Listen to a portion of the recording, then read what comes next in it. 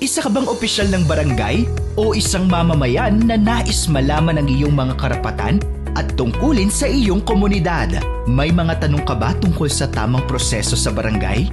Paano resolbahin ang hindi pagkakaunawaan? At mga responsibilidad ng isang opisyal? Narito na ang sagot sa iyong mga tanong. Panimulang aklat ng barangay. Isinulat ni Attorney Bernardo M. Luceres, isang eksperto sa batas, upang gawing mas simple at mas madaling maunawaan ang mga proseso sa barangay.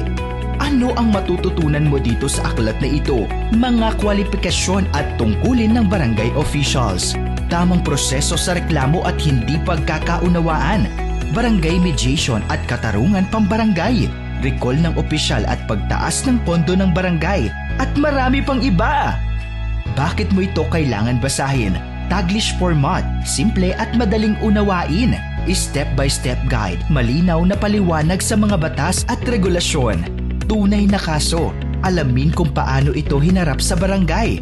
Kumpletong forms, lahat ng kailangan mong dokumento nasa loob na. Available na sa Rex Bookstore. Huwag palampasin ang pagkakataon. Maging mas handa, mas maalam at mas epektibo sa paglilingkod sa barangay.